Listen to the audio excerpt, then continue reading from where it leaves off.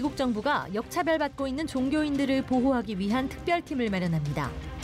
제프 세션스 미 법무장관은 사법부 내 종교 자유를 위한 태스크포스를 설치하고 법무부가 종교 자유에 관한 지침서를 잘 시행할 수 있도록 도울 것이라고 밝혔습니다. 캄보디아 총선 이후 33년간 집권했던 훈센 총리의 임기가 5년 더 연장됐습니다. 캄보디아의 정치 사회의 변화의 요구가 거세지는 상황 속에서 이 시기야말로 100년의 역사를 바라보는 캄보디아 개신교가 위상을 바로 세워야 할 때라는 주장이 나오고 있습니다. 이주민 선교 대상자가 200만 명을 넘어서고 있는 가운데 한국교회의 이주민 섬김 사역도 전문성이 요구되고 있습니다. 한국 내 미얀마 근로자들을 섬기기 시작해 미얀마 현지 선교로 복음을 확장하고 있는 실로암 교회는 미얀마에 1000명의 예배자를 세우기 위한 비전을 이뤄가고 있습니다.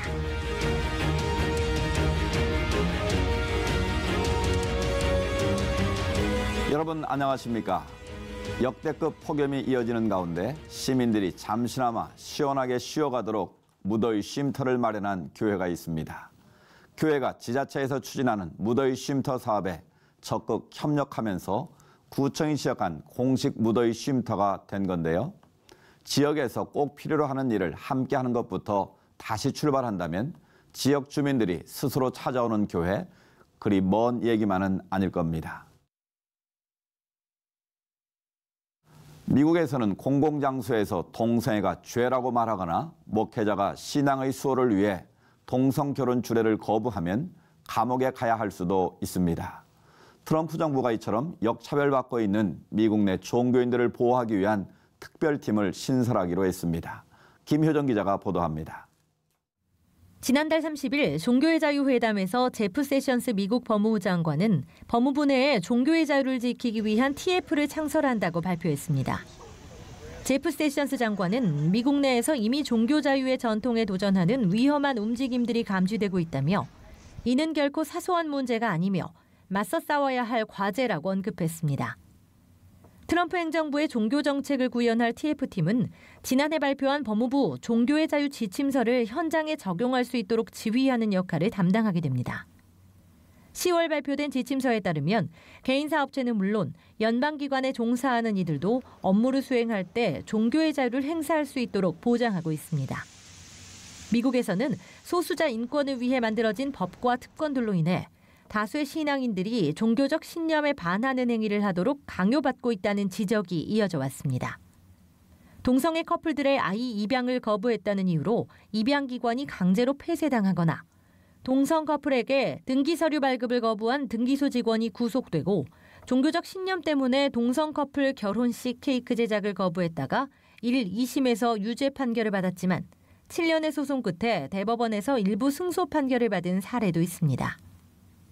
미국 내 인권단체 등과 진보 언론들은 비판 수위를 높이고 있지만 미국 내 복음주의 계열 교회들과 시민들은 차별금지법으로 인해 종교의식, 신앙 고백뿐 아니라 채용과 공무수행, 경제활동에까지 사회 전반에 걸쳐 종교의 자유가 침해되고 있는 미국의 현 상황을 다소 완화시킬 수 있을 것이라 반기는 분위기입니다. 프랭클린 그레함 목사 역시 성경의 가르침대로 행했다는 이유로 개신교 제빵사, 플로리스트 등이 박해를 받았다며 종교 자유를 위해 일하는 태스크포스를 위해 기도하자며 환영의 입장을 밝혔습니다. C채널 뉴스 김효정입니다. 최근 한국교회 주요 교단들의 교인 수가 계속 감소하고 있는 것으로 집계됐습니다. 이렇게 줄어드는 교인 수에 반해 목회자는 점점 늘어나고 있는데요. 이 같은 현상은 교회의 사회적 신뢰 회복과 다음 세대를 위한 대안이 마련되지 않는다면 계속 지속될 것이라는 분석이 나왔습니다. 김보림 기자가 보도합니다. 대한뉴스 장로회 통합통계위원회가 최근 공개한 교세 현황에 따르면 2017년 12월 31일 기준으로 전체 교인 수는 271만 4,314명으로 집계됐습니다. 2016년 집계된 273만 900명에서 16,586명이나 감소한 현황입니다.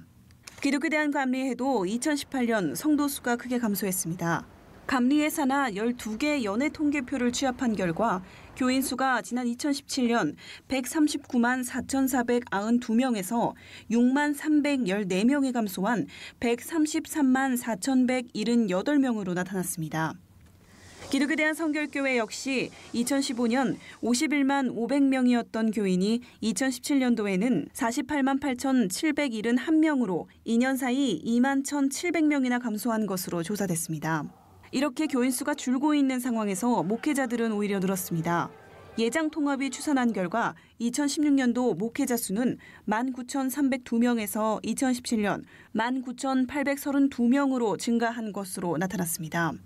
기독교연구원 느헤미야 원장 김영원 목사는 이 같은 현상은 교회를 떠나고 있는 다음 세대에 대한 대책 마련과 사회적 신뢰 회복이 선행돼야 한다고 제언하며 이 두 가지 요건이 충족되지 않는다면 계속해서 한국교회 성도는 감소하고 목회자는 늘어날 것이라고 지적했습니다. 다음 세대들이 계속 교회를 떠나고 있거든요. 그 부분이 지금 제일 굉장히 중요한 부분이고 어떤 그들 세대에 대한 특별한 준비를 하지 않으면 시간이 지나갈수록 계속 이제 그 현상들이 계속 지속될 거는 뻔한 일이니까 사회적 신뢰가 계속 하락을 하고 있기 때문에 사회적으로 기독교 또는 기독교인들 또 교회가 신뢰를 좀 회복해야 이 흐름을 바꿀 수 있지 않을까. 복음을 증거하기 위해 목숨을 걸었던 신앙 선조들의 열정이 한국 교회에 절실한 시점입니다. CCTV 뉴스 김보림입니다. 이어서 그 밖의 교계 소식 전해드립니다. 라오스 현지에서 침수 피해 난민 긴급구호 사업을 진행하고 있는 한국세계선교협의회와 한국세계 NGO 네트워크가 침수 피해로 고통받고 있는 라오스 난민 총수가 6천여 명에 이른다고 발표했습니다. 유엔 통계 보고서를 인용한 이번 자료에서 두 기관은 2018년 8월 1일 기준 침수 피해 난민은 총 6천여 명에 이르며 실종자 120명, 사망자는 13명으로 집계됐다고 발표했습니다.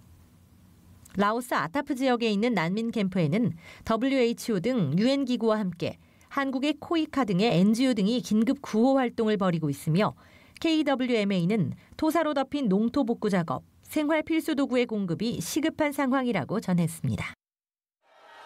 동성애 동성혼 반대 국민연합이 동성애 동성혼 합법화 반대 전국교수연합과 함께 지난 6일 국가인권정책 기본계획의 국무회의 통과를 반대하고 전면 폐기를 촉구했습니다.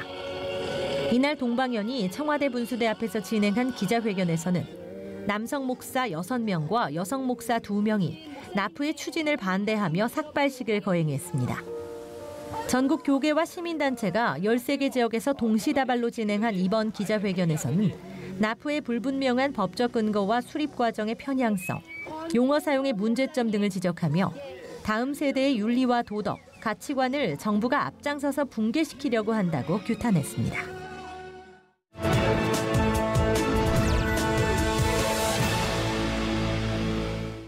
캄보디아 총선에서 훈센 총리가 이끄는 집권당이 압승을 거두면서 33년간 통치했던 훈센 총리의 임기가 최소 5년이 연장됐습니다. 안팎으로 우려의 목소리가 나오고 있는데요. 관련 말씀 캄보디아 현지 장완익 선교사님 전화 연결해서 들어봅니다. 선교사님, 말씀드린 대로 이번 주 총선이 치러졌는데 불공정한 경쟁했다는 비판도 쏟아지고 있습니다. 현재 상황 어떻습니까? 네, 이번 선거는 연여했던 소요나 폭동이 없이 비교적 순탄하게 잘 치러졌으며 투표율 역시 82%로 집계되면서 지난 5년 전과 비교해서 높게 나왔습니다. 네. 이번 총선은 하원 의원을 선출하는 투표로 70% 이상을 득표한 캄보디아 인민당의 승리로 돌아갔으며 이로써 총 125석 중 100석 이상을 차지할 것으로 보입니다. 네. 캄보디아 총리는 하원에서 선출하는데 이렇게 됨으로써 현 훈센 총리는 2023년 7월까지 5년의 임기를 무난하게 시작할 수 있게 된 것입니다. 다만 이번 선거에 대한 비판도 만만치 않은데 지난 5년 전 총선에서 제1야당이었던 캄보디아 구국당을 반정부 활동의 이유로 강제 해산하고 당수인 삼랑시를 중범죄로 규정하면서 캄보디아에 입국하지 못하도록 만들었기 때문입니다. 이번 선거를 전후해서 대한민국 대사관에서는 혹시 모를 상황에 대비해 바깥 출입을 자제할 것을 당부했다고 하는데요. 왜 이런 당부까지 나오게 된 건가요? 지난 5년 전에 총선에서 야당인 구국당이 상당한 표를 얻었었거든요. 네. 그래서 이번 총선을 놓고도 매우 예민한 반응을 예상할 수 있었습니다. 즉 야당의 주장대로 투표율이 현저히 낮거나 심지어 여당이 50% 이상의 표를 얻지 못할 경우에는 현 여당에게 치명타가 되는데 이럴 경우 반정부 세력과 물리적인 충돌도 충분히 우려했던 것입니다. 그러나 물리적인 충돌이 발생할 경우 외국인 선교사나 기독교 계통의 NGO 사역자들은 양쪽의 표적이 될 수 있기 때문에 그래서 일부 선교사 단체에서는 총선을 전후해서 휴가를 권고하기도 했었습니다. 33년 집권을 한 훈센 총리의 영향력이 향후 5년을 더 보장받게 됐는데 향후 캄보디아 정치와 사회에 어떤 변화가 있을 것으로 보고 계신지요? 네, 앞으로 5년이 참 중요한데 이 중요한 5년을 위해서 또 훈센 총리는 훈센 총리대로 총선 전에 개신교를 포함한 각 종교계 인사를 만나기도 했고 또 이러한 장기 집권을 위해서 많은 공을 들였습니다. 그리고 이미 33년 동안의 정치활동 중에 개신교를 비롯한 외국인 선교활동에 대해서 큰 반감을 갖고 있지않은 것은 감사한 일입니다. 그렇군요. 다만 캄보디아 사회가 국내 위적으로 급변하고 있는데 향후 5년 동안 이런 변화가 예상됩니다. 첫째는 훈센 수장이 5년 임기를 연장할 경우 다음 총선은 2023년 7월에 있게 됩니다. 2023년은 캄보디아 개신교가 100주년을 맞이하는 해인데 정치적으로도 중요한 그 해에 총선이 있게 되는 것입니다. 그리고 캄보디아 개신교회는 그 사이 5년이 진정한 민족 교회로 자립하면서 부흥 발전하느냐 아니면 자립하지 못한 채 선교사나 외국교회 등 외부의 지원에 의존하는 교회로 남느냐를 결정해야 하는 기간입니다.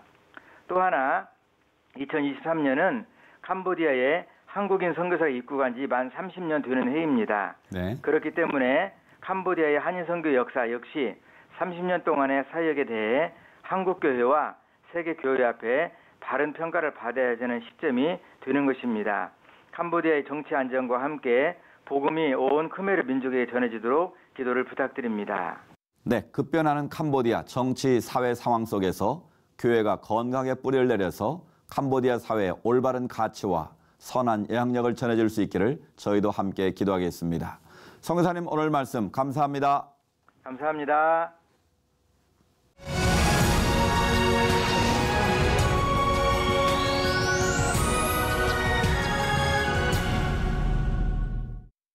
한국교회 이주민 선교 대상자가 200만 명이 넘었습니다. 특별히 외국인 근로자 사역은 이주민 선교 대상자들 중에 큰 비중을 차지하고 있는데요.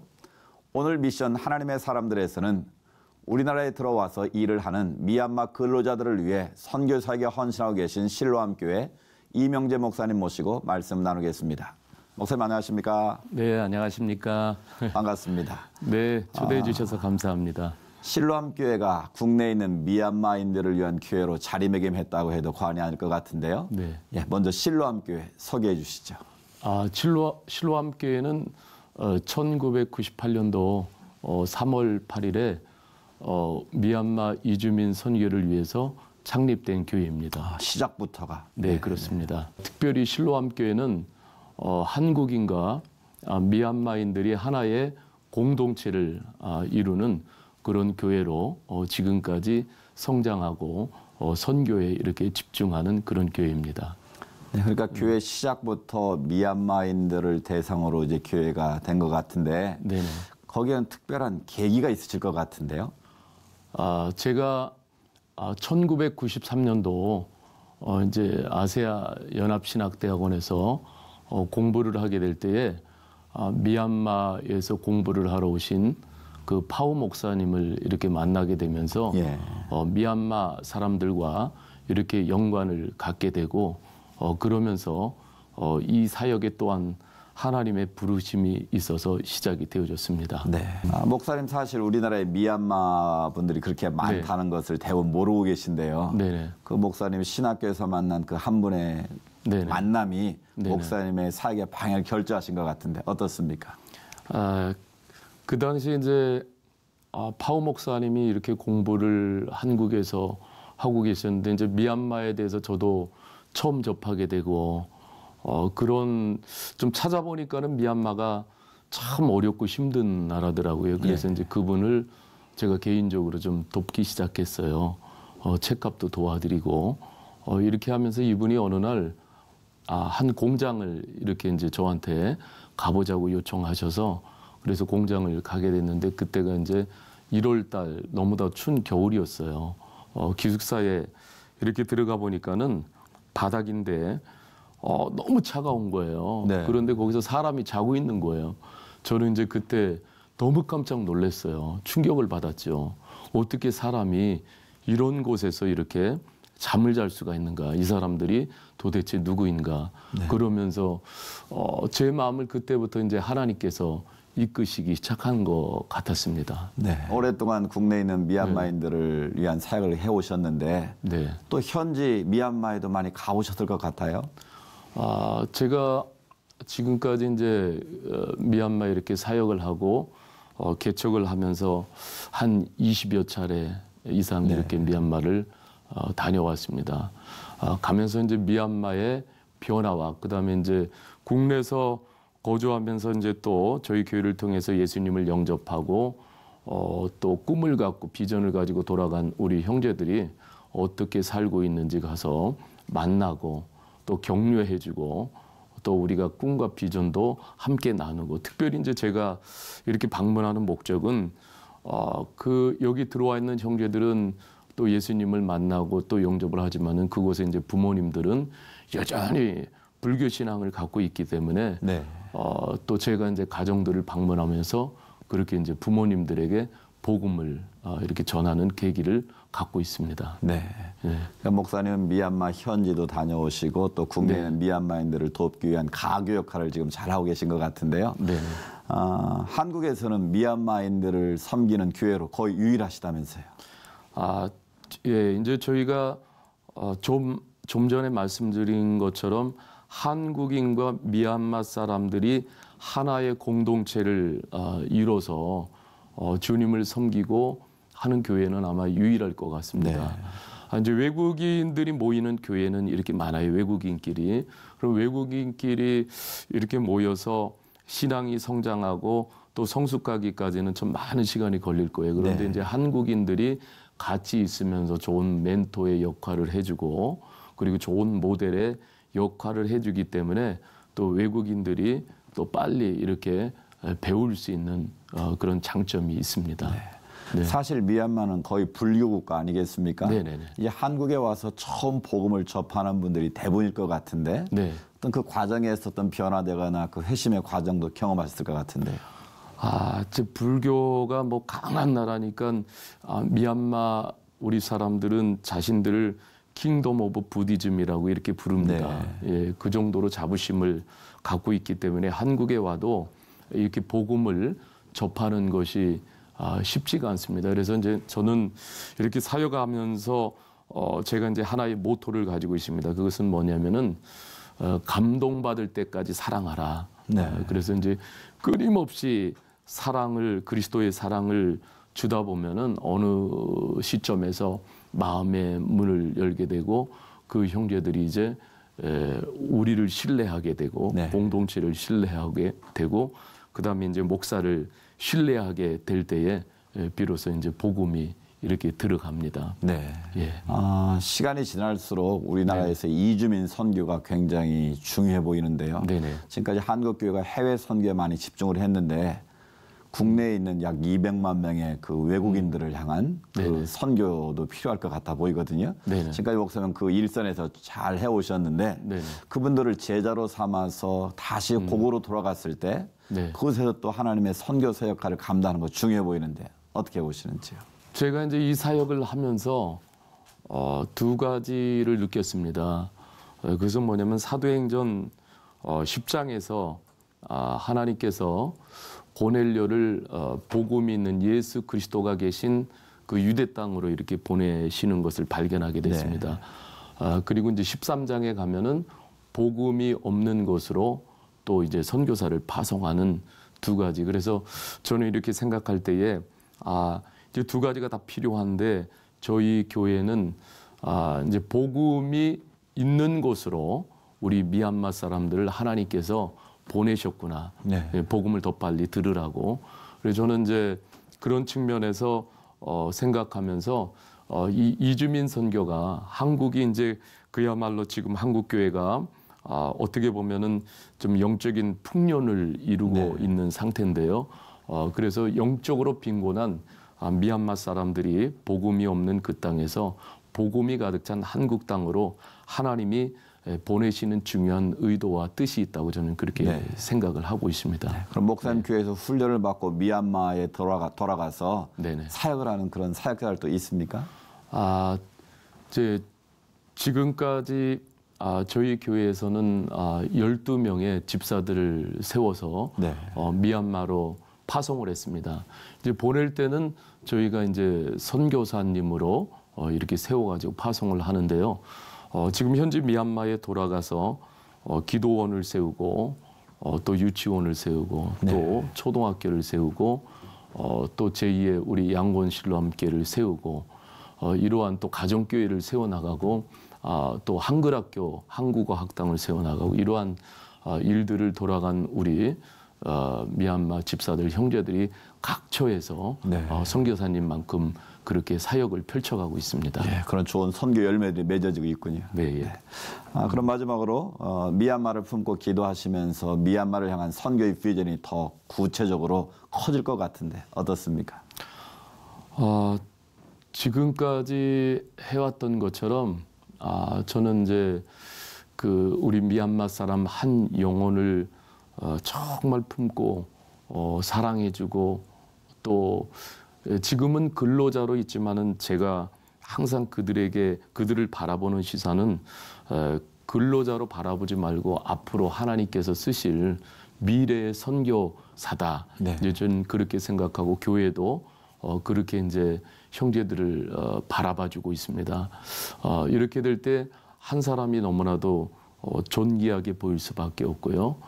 고귀한 한 사람으로 보이기 때문에 우리가 이러한 사람들을 이렇게 한국 땅에서 세워나가면은 그들도 시간이 지나면서 그것을 깨닫게 됩니다. 그러면서 예수님의 꿈과 또 예수님의 비전을 가슴에 품고 이제 고국으로 돌아가서는 똑같이 그런 역할들을 지금까지 해내고 있습니다. 앞으로도 그렇게 또 할 수 있도록 최선을 다해서 기도하며 일에 좀 헌신하려고 애를 쓰고 있습니다.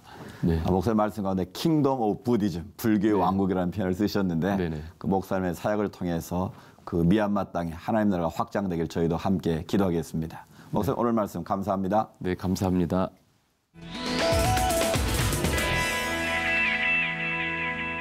(24절기) 중 가을로 들어선다는 입추는 가장 더운 삼복더위 한복판에 있습니다. 입추 절기를 맞으면서 이 더위도 곧 지나갈 것이라는 희망을 가져보게 되는데요. 건강관리에 비상이 걸린 만큼 음식물과 개인 위생관리에 더욱 유의하셔야겠습니다. 오늘 순서는 여기까지입니다. 시청해주신 여러분 고맙습니다.